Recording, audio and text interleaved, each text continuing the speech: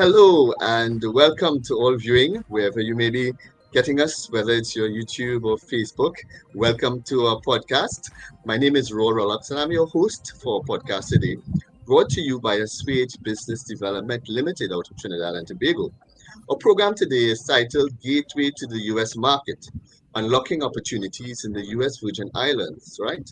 Hosted by us, of course, as part of our Business Beyond Borders initiative. Today we will feature the USVI Economic Development Agency, and we have today two of their top executives, right? ABDL, or as we call it, Assuage, is a business development company that is involved in connecting Caribbean businesses for opportunity, both in the region and abroad, right? Certainly, Trinidad and Tobago's growing interest in expanding um, into the region and beyond, as well as the US markets, is something that's of great, immense value. We, many of us would be familiar with some of the US challenges that we have here as well in terms of US currency. And we know that the USVI EDA will play a very important role and can play a very important role today. So I have some very esteemed guests today, and I'd like to introduce you to them. Today, join us will be Mr. Wayne Biggs Jr., the Chief Executive Officer of the Development Authority and serves as a member of the Governor Albert Bryan Jr.'s Comprehensive Economic Development Strategy Committee, Workforce Investment Board as well, and on several of the Governor's Business and Economic Development Task Forces. Mr. Biggs has over 30 years in business and economic development, so it's really great to have Mr. Biggs with us today. And supporting him would be Ms. Nadine McKenna-Keene. She's the Managing Director of the Enterprise Zone Commission at the Virgin Islands Economic Development Authority, where she leads revitalization of historic neighborhoods, export expansion, and special economic zone management.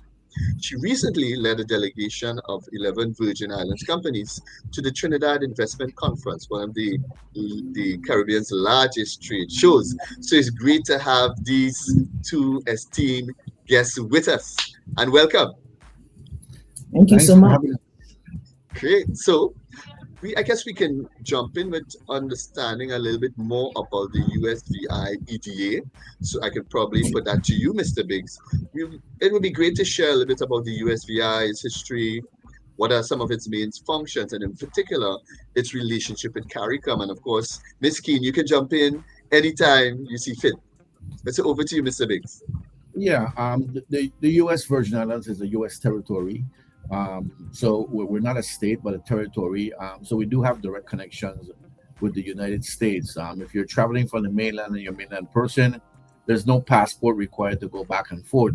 But it is really an entry point into the U.S. markets for entities that are interested in creating products here in the territory. Being a U.S. Territory, we have the unique advantage that uh, anything that adds value to a product that is made here in the territory and shipped into the mainland is considered made in the USA. So for those of you who are into value-added products, you could set up a small manufacturing entity here or an assembly entity. You can bring all the components from all over the world, do your value-added, and then get it determined as made in the US. So you won't have those foreign tariffs or any type of foreign import fees in regard to pay. The Virgin Islands Economic Development Authority is an umbrella entity. We have four main pillars within the organization, and we provide wraparound services. We have an entity that basically tries to get foreign direct investment in, so we do that through offering tax incentives. They also run a hospitality program for us where we can get tax incentives for hotel development, and they also run a tax incentive program for film and music. So a variety of different programs in regard to how we can grow the economy here, but provide tax incentives to help the companies themselves grow and maintain also. We also have another entity that's called the Economic Development Bank, and that provides access to capital for small businesses. And we have several different programs that we can help finance small business growth. We are not a collateral lender; we're a cash flow lender. So if you have a good business plan, potentially we can do some funding in regard to that. We look at the plan and we make the determination based on the plan that's in front of us and our knowledge of the local market. And additionally, there's an incubator there that can help businesses grow. And then the program that Ms. Marchena Ken runs, and she'll talk a little more about her program, is called the Enterprise Zone Commission, and that does community planning and neighborhood development. In addition, she runs our state trade expansion program, and that's where she brought those individuals down to Trinidad recently to participate in a trade show that was held in Trinidad. And finally, we run two industrial parks. So we rent space in those parks at below market rate to again help companies to grow. Ms. Ken also runs an accelerator and some other programs that she'll talk a little more about also. So we're a full-fledged economic development authority that can provide wraparound services to grow your business from startup to expansion. And we're hoping that we can assist with some companies from Trinidad. If they're interested in entering the U.S. market, they can form a subsidiary here, and we can, help them get product in the U.S. market. So you this is basically an end-to-end integrated service offering. So everything you can think about, you hold your hands and take them through the entire process. Yeah, and in addition to that, I mean, there's some other sister agencies that you have certain regulations. You have to get a business license, you have to register a company. Because we're a small territory, we have direct access into those entities, so we can hold your hand the whole way and make you a successful business. Oh, that's great. Now, before we hear a little bit from Ms. Marchena Ken, did I get that correct? Marchena Kens. Could you describe, since you've been, operating with the authority, have there been any formal relationships developed with the CARICOM area? Are there any sort of relationships that can help facilitate the process? Yeah, there's no direct relationships. We're not a member of CARICOM. I think we do have observer status, and we participate in some of the meetings in regard to CARICOM. But our governor is very interested in developing those relationships with CARICOM nations. Because we're a U.S. territory, we can make our own treaties, and we're not a sovereign nation. But definitely, there's ways that we can interact directly with the CARICOM entities. And as you know, the Caribbean basin has about 44 million consumers. So definitely, we're looking and finding ways where our businesses can expand throughout the Caribbean also. Excellent. Looking forward to hearing more about it. So, Ms.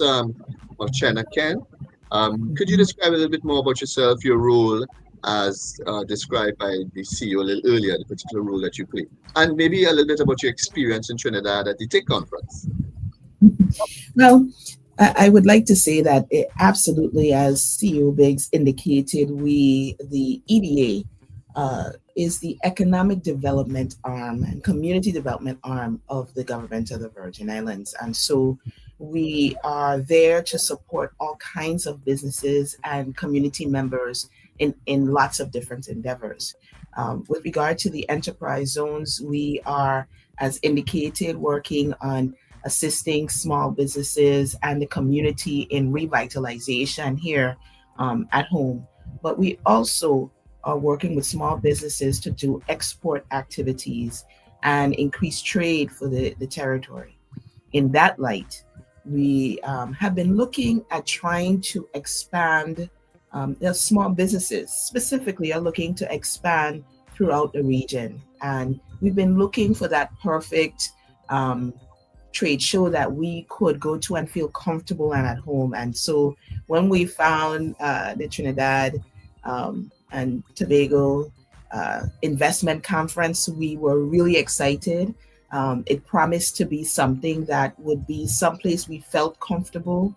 And definitely when we arrived in Trinidad and participated in that particular conference, I have to tell you that it was a great experience for the businesses of the Virgin Islands that went. We went full-fledged, we went hard, as they would say. Yes.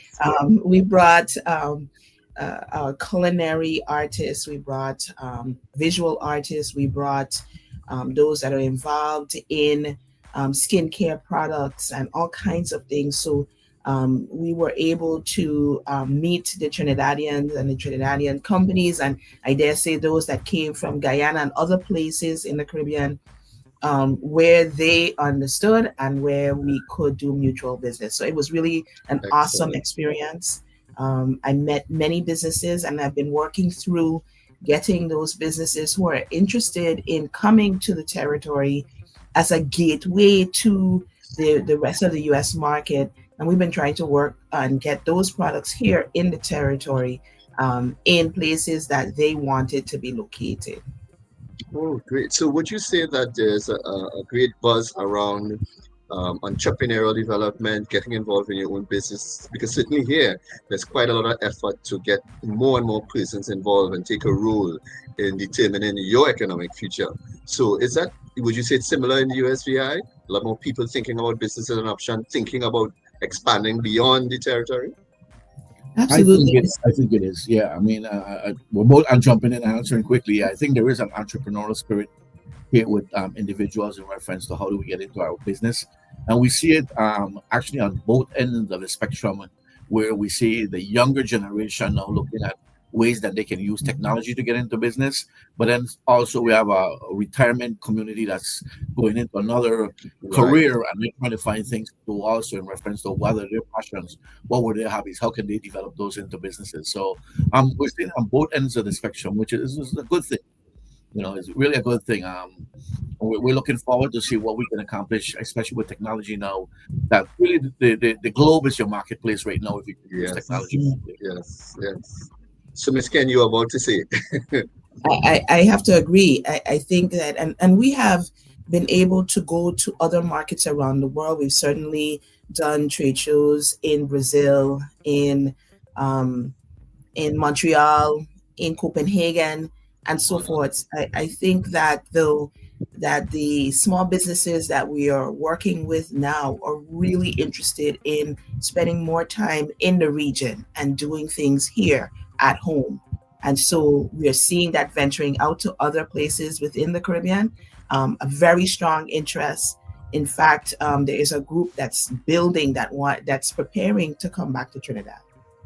Wow, this is excellent. This is excellent. So, I mean, before we get into possibly talk a little bit more about the incentives that you mentioned earlier, Mr. Biggs, right? Um, Yeah. what would you say, Ms. Kennedy, some of the challenges that these business entities have, maybe a top two challenges that you hear often as you try to support the businesses? What are some of the challenges that you hear? Yeah, I think one of the biggest challenges we hear, and I'm not sure if you experience the same thing, but it is costly to run businesses in islands, primarily because most of the stuff you have to import, Import. unless you're in food products and you're growing food and that sort of stuff. So we're trying to find ways where we can cut some of those costs, and we just developed a free trade area here in the territory that also Ms. Machina can. Is under her jurisdiction in reference to running out, where you can bring goods and services in without paying the import tax or any kind of tariffs in regard to assembling those products and then moving them out to market. So we've created that to try to assist our individuals here. Again, we also have various incentives. So if you're in the enterprise zone, we can reduce your tax liabilities for you for a period of time. But also, if you're a larger company and even if you're outside and you meet one of our categories, again, we can reduce taxes significantly for you. And when I say reduce taxes, we're talking about reducing tax liability by about 90%. So there's significant savings that can be done in 90%. reference to reducing those Okay. tax liabilities. Yeah. Correct. And this, We are talking about 90% exemption on corporate income tax, 100% exemption on a gross receipt tax, which is a local tax we have here in the territory. Sort of okay. replaces the sales tax. So the Is We it VAT have a tax. similar hundred. to like the value added tax? Yeah, the VAT Right. tax. Yeah. Okay. Okay. Great. We have 100% exemption on customs duties, 100% exemption on excise duties. And if you are building a facility on one of the properties that we have here within that particular zone, you have 100% exemption on the improvement there, of property taxes. So can um, an entity, let's say from Trinidad, own 100% property or business in the USVI, or they will have to find a local partner? What's the current No. arrangement? Yeah, we're like the US, so there's no local partnership required.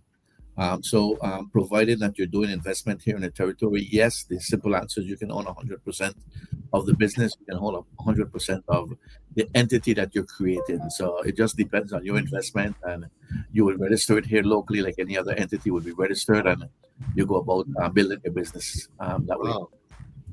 Okay. And how does it relate to the repatriation of revenue? How is that part of it handled? Are there incentives for that as well?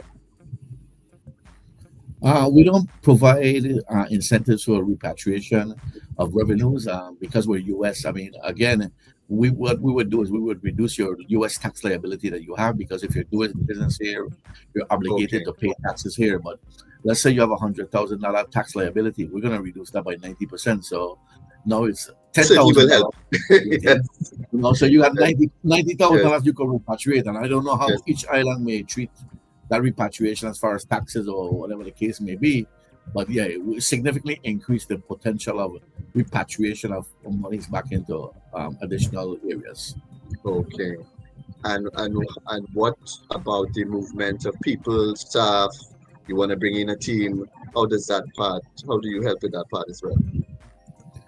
We can assist a little bit in reference to that, but again, because we're U.S., you'd have to meet the U.S. immigration standards. So if you're getting a work visa, you would have to get that work visa from the State Department.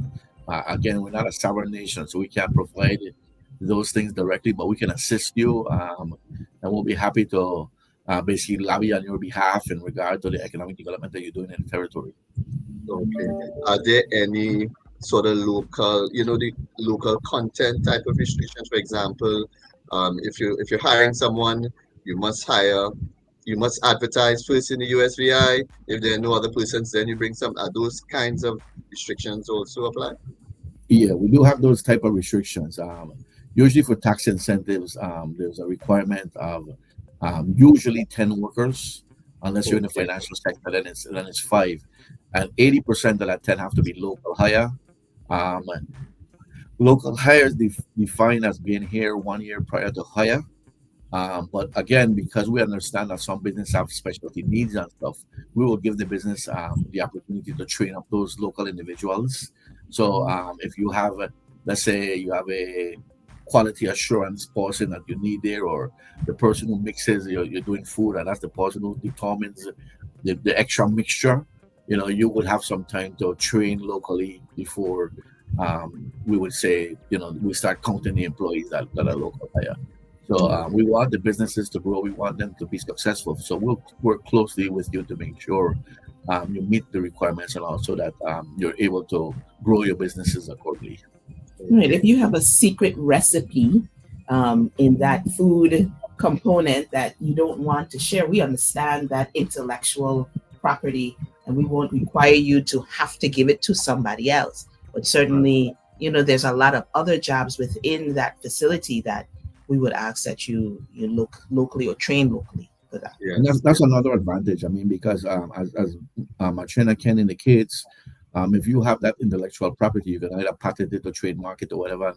Based on U.S. law, you would be protected here in the territory and follow all the U.S. laws. So that property is protected accordingly. Oh, this is tremendous. Um, what about the area of banking in terms of setting up banking, doing all the transfers? Is this something you facilitate as well? We can assist you in regard to just making some references in the banks. I mean, we have about five commercial banks here. Basically, they're Puerto Rico type banks, but they're basically commercial banks that are international. So the difficulty of setting up an account is not. There's no difficulty really if you're a business and you're licensed to do business. They would Yes. have account with just a business license. As you transfer monies in and out, there are some requirements in reference to the amounts without having to label and list where the money came from and stuff. So, Of course. depending on the transactions, there's limits in regard to that. But as far as I know, you can move money freely from one area to the other. I mean, we're U.S. Virgin Islands, but we're a melting pot of people from all over the Caribbean, and money and good gets moved every day through the territory. So it's not unusual for us to see money moving or goods moving to different Caribbean islands. Okay. Have you seen a great demand in the area of cryptocurrency, digital currency? Do you find more businesses moving into that area? Is that something that is entertained or is encouraged or supported? We have under our Lieutenant Governor's office the banking, insurance, and financial regulation, and they're now looking at cryptocurrency and tokens to see how we can apply that in the economy. It's not really not largely used here in the territory yet, but again, like all everything digital and technology, it's becoming more and more popular. Yes, I mean, So I know they are reviewing that. We had a discussion up the last week in reference to that. So I can tell you right off that they are reviewing that and trying to come up with rules and regulations how they can regulate cryptocurrency and token okay. that use tokens in reference to pay for goods. There are some entities that are trying to start startups that have that component in the startup that sort of use a token mechanism to pay for goods and services throughout the territory. So you don't have to walk with cash. Great, this is tremendous. Just before we move into probably understanding from the perspective of like a case study you can share of an actual experience of an entity that you've supported, right? Um, as far as the fintech area, which is something that's also expanding here, right? Is there a lot of support for fintech type companies developing their own digital wallets? Is that something that's growing in demand as well? Yeah, I mean, we have a lot of financial companies that take advantage of our tax incentives. I would say that's probably where our niche market is right now, is more financial companies than anything else. Excellent. And I Excellent. told you 10 employees in the financial sector because it's not labor intensive. We only require 5 employees. So we have the amount of employees. Still, 80% have to be local hire. Look, But there are incentives for those fintech companies in both the enterprise zones that Nadine have in reference to those zones, but also Mhm. throughout the territory. So, and when we talk about incentives, we talk about long-term incentives. So, if you're on the island of St. I was Croix, about to ask you that. How long? Yes. yeah, if you're on the island of St. Croix, we talk about 30 years worth of incentives that we will Wow. provide to you. If you're in 20 to St. 30. yeah, if you're in St. Wow. Thomas, St. John, 20 years. In regard to that, we want you to be successful. We want you to be here. So we make that commitment to you in reference to, this is the contract that we provide, and it gives you the ability for 30 years. And then if you fulfill that contract, there's some additional ways you can extend it a little longer than 30 years or a little longer than 20 years if you're a good corporate entity. Yes. Yeah, we want to keep you here for another 10 years at least. So there's ways that we allow for that expansion to continue. Wow. But again, you make a commitment to us, we want to make that commitment to you. And we know how business cycles work. And we know that if we get to 5 years, you may not grow your business to that level in 5 years. Let's take COVID, for instance. We don't know when something may happen. And if you're planning, you know where you could have planned for COVID. So we understand cycles go up and down, and we create a long-term cycle so you could be successful. This is tremendous, and I know those of you viewing, you're certainly excited. I am certainly excited. We are certainly excited about what we're hearing so far, and it sounds like we have a great number of areas that we can, connect on. But are you able to share any actual case studies of entities that you've actually helped or supported that can help give a little practical sense of how this actually worked?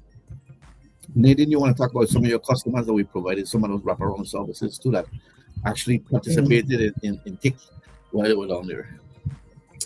So we have, and this was a very popular group that came to Trinidad. They were making beignet, our local beignet, not New Orleans beignet. And so they're a food and beverage company, a food company.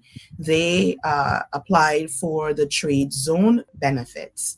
And they are very popular here in the Virgin Islands, especially on the island of St. Croix. And they saw that there is a potential for the market to open for the rest of the Caribbean in their baked goods. They are doing it so that it's prepackaged and you just need to open a package and sort of put that in oil or stick it in an oven or whatever the case may be. And so they went to Trinidad with the idea that maybe they will be able to go into the rest of the Caribbean market. They saw that there is definitely a market for them. And so they are now going through that process. They've gotten the benefit package from us, the commitment. They are a wraparound. So they also got some financial assistance from us. And they are now located within our park and getting ready to start doing major export based on all of the different programs and based on their understanding that there is a larger market for them. Wow, this is tremendous. Currently in Trinidad and Tobago, we've had an explosion in the food and beverage area, and there's so many persons. I believe everyone is doing something. In Trinidad, we call it your side hustle. Everyone is doing these pop-up type of vans, and they're selling all these what you call the roadside foods and stuff. But it's really an explosion. I certainly see this as an opportunity for connection as well, because so many of them want to go beyond, Trinidad and Tobago. So certainly Assuage, in our role, would love to be able to help make some of these connections abroad. So that's certainly great news to hear. Um, 100% role. But even as we're talking about case studies and so on, I'd be curious. I'm hoping that you guys can share. I'm imagining a range of different type of entrepreneurs looking at this program, from the micro entrepreneur to the medium-sized business. And I'd be curious if you guys can share with us, when we think about the USVI, are there any open opportunities, recommended opportunities, booming opportunities that are present right now that entrepreneurs can think, yes, I exist in that market. I should really get on this. Are there any specific industries or opportunities that are currently existing or ongoing that you could recommend these types of businesses or entrepreneurs say, let's come in and take advantage? I think the one industry, as we see, and I would say our food industry is exploding also. We have a lot of young people who are now professional chefs. They went away and they're back here.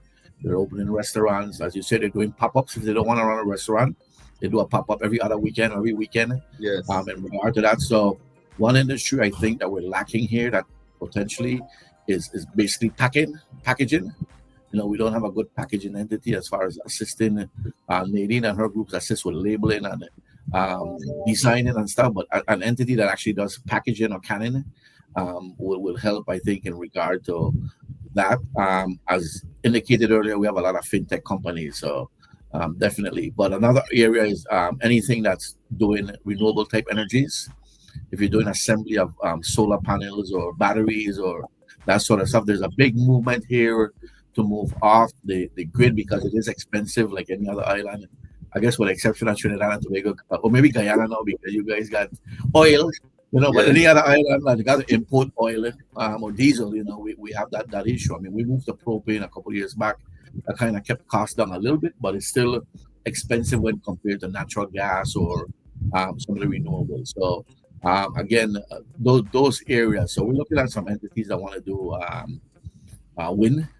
They want to do solar panels. They want to do batteries, some thermal energy, waste to energy. There's a variety of different opportunities, but I would encourage persons to come and, we would be happy to talk to them, but they got to feel out where their strengths are and come and look at the markets and see how they could develop the markets. Again, we're a small island, so economies of scale is hard to get to, but there's markets throughout the other Caribbean islands. And again, when you produce your product here, it's called made in the USA, so it allows you to get into the US market also.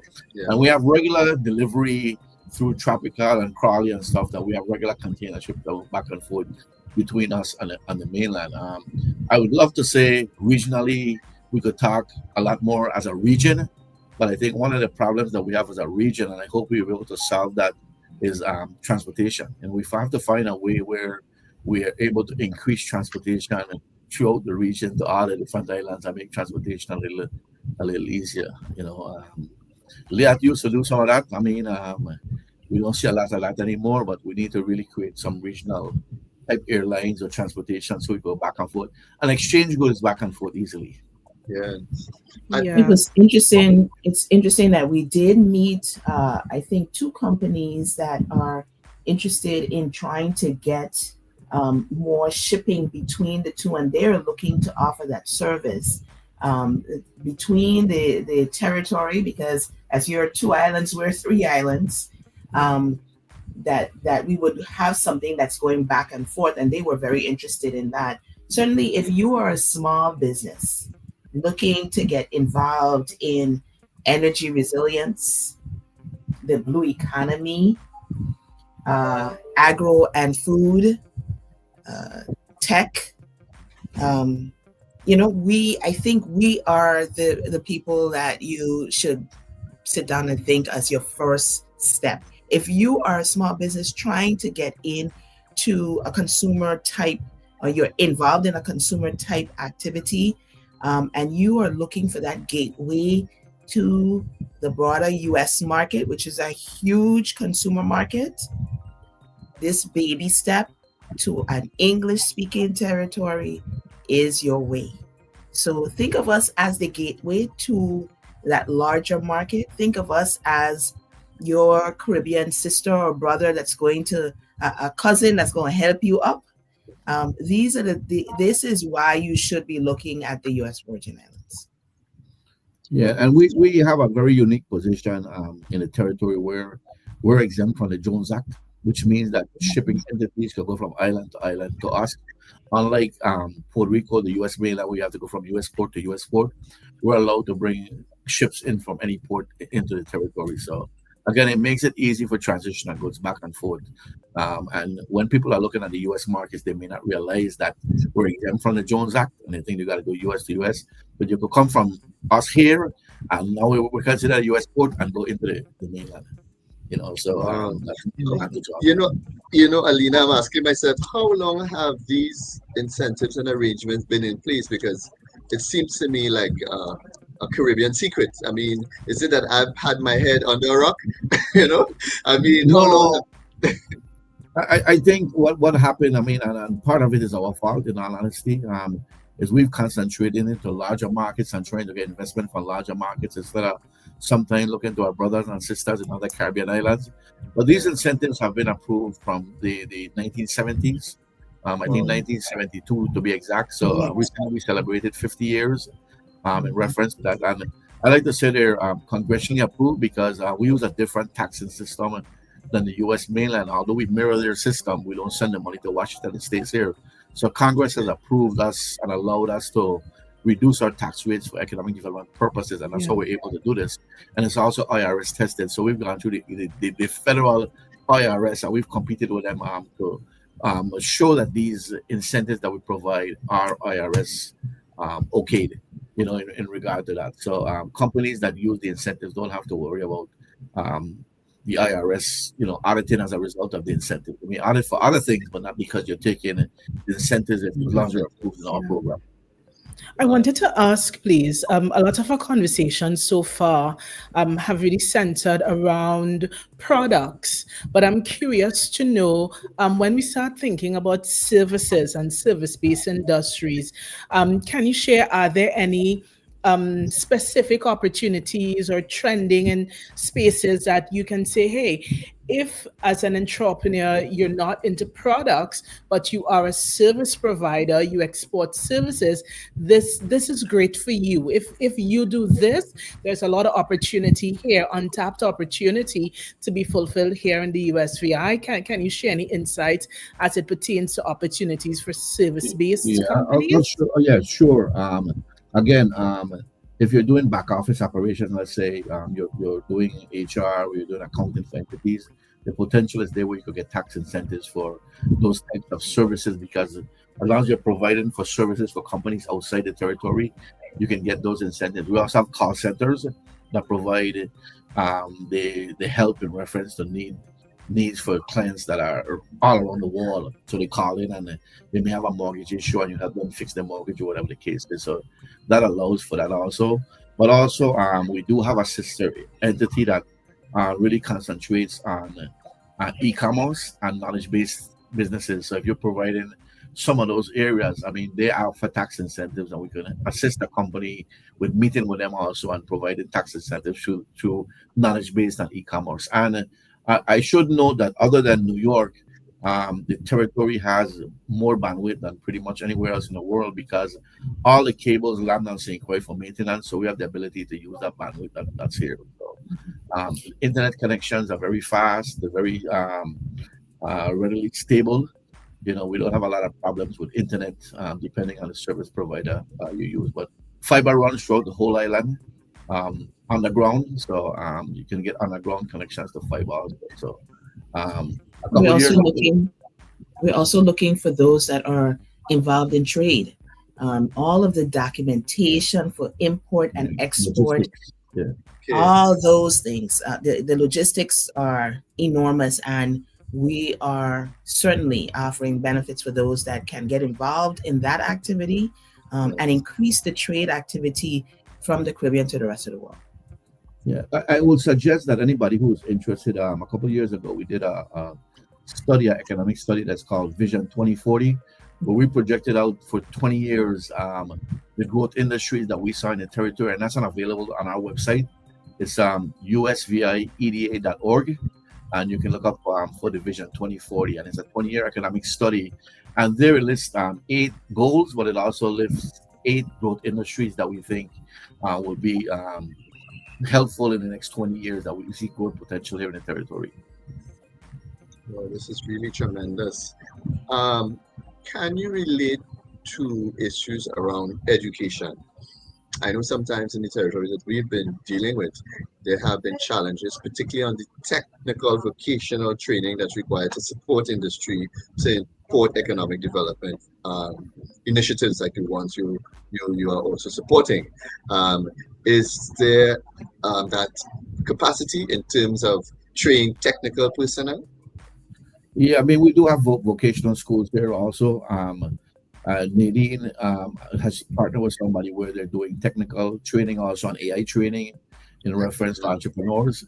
But also, the commissioner of the Department of Labor sits on our board.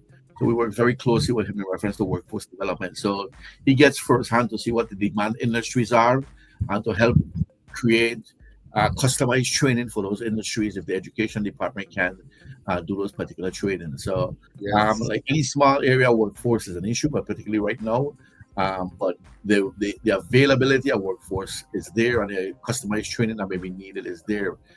Additionally, they do a lot of programs in reference to a secondary training, I call it, where you may want to change your career and you're a banker the whole time, Yes. and all Yes. so Yes. there's that type of training ongoing also. So I will say that we are in a growth phase. We have a lot of projects that are being completed, or actually I should be put out to bid, I guess, in 18 that are being worked on. That's maybe the best description, Yes. because we've had money from Hurricane Irma and Maria. We had COVID money. We've had ARA money from the federal government. We have ARA money from so we have about $1 billion worth of projects that we have to complete over the next 10 years. So there's lots of opportunities here in the territory. Yeah, that's good And to know. I will also add that the Commissioner of Labor, as he spoke about, as CEO Biggs spoke about, he went to Trinidad and he was there with us throughout this particular conference, and he is doing research with regard to how we could assist, especially coming from there to here with regard to labor force and so forth. Yeah, He's doing the he just completed his doctoral dissertation, and it was on economic development workforce. So Oh, again, he is a big tremendous. advocate for workforce. They just recently completed the 2 governors workforce summits. So we have summits that the governor conducts every year in reference to workforce development, and that was last week. We just completed those also. Yes. So we push workforce very hard, and we will assist in reference to creating that workforce that is needed for a particular company if it's not available.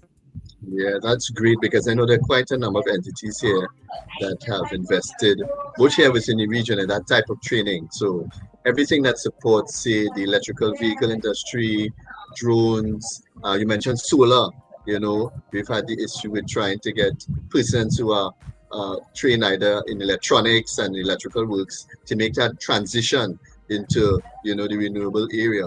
So there are quite a number of areas where there's some development needed to support, the industry. Yeah, I mean, again, as new industries develop, the commission is very willing to pivot. I mean, I can think offhand, we've had, for instance, fiber splicing, because we had the internet, like I said, and we put fiber in the ground. We've had solar panel installation. I mean, there's a variety of customized training that he's done over time, depending on demand. Great. So, I mean, this has really been tremendous so far, Alina. So let's say we're speaking to the business right now. They've listened to what you've had to say. They're excited about it. What are some of the key steps moving forward to be able to take advantage of this USVIEDA opportunity that's being offered? What would you say to be some of the key steps? Nadine, you want to take that? I've been talking a lot, so I'll let Nadine jump in on Um, that. I think the first step is to reach out. Um, do your homework first. Please do your homework and then reach out. We are here to take in the information, and then we could sort of look at what industry you're involved in and say, okay, here are potential opportunities. We like to, and I have to say that CEO Biggs, along with the board of directors of the EDA, are really quick to pivot if we need, so that we can meet, the small businesses and the businesses of this community and of the Caribbean where they are, and to assist, because I think that if as a company rises, we all within this region rise, and so we need to move in that type of movement. And so first thing to do, reach out. Our website, as was posted, is www.usvieda.org. Send us a note that way. Info at usvieda.org is our email address. Reach out and we will be able to respond to you, and give you some guidance as to where we think your next step should be. Well, let me say our email goes to a variety of different people in our marketing department, so you will get a response from somebody in regard to that. And we purposely set it up that way, so if somebody's out of the office, it didn't go directly to that one person, it went to multiple people, so they can respond accordingly. But we can assist you, as Nadine said. If you reach out to us, we can assist you and provide answers to some of the questions you may have. If we don't have the answers, we'll track them down for you, and then we can also provide a guide through our Department of Licensing and Customer Affairs on how to set up your business in the territory, what steps you need to take, how you need to move along, and we can kind of guide you throughout the process. I don't want to say hold your hand, because people are going to expect you to be there with them step by step by step. We're there advocating for you step by step by step, but because we're working with other businesses, we don't necessarily have a dedicated person to any one business. Yes. Again, we're happy to assist. We're happy to run down information for you. We have our Bureau of Economic Research that we're very close with. So if there's economic research you need, we can reach out to them, and hopefully they can provide the information that you need also. This is so key. I'm happy Ms. Machena can mention it earlier. Data. In quite a number of territories, there's a dearth of data available, right? And I'm happy that you do have a development bank. And I know quite a number of development banks provide that kind of support. So like here locally, we have an agricultural development bank. And what they're able to do is to say, listen, I want to get involved in short crops. I only have 5 acres. They will give you a model as to this is what can work with those particular parameters. So what did you say in terms of market feasibility studies, in terms of market research? Is this a support that you provide as well?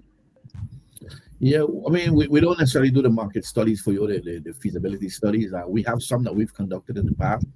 We'll share those with you, and we get reference to markets and that sort of stuff. But we do not have an arm that actually goes out and does that directly for us. Again, we depend sort of our Bureau of Economic Research, so we're a little divided and have a little different divisions that you may have there. And they may have some information in reference to what the markets look like in various areas. I mean, they can tell you how much pounds of chicken feed we import, how much pounds of ground beef, how much pounds of lamb, that sort of stuff. So they will have that kind of minute data that we don't keep.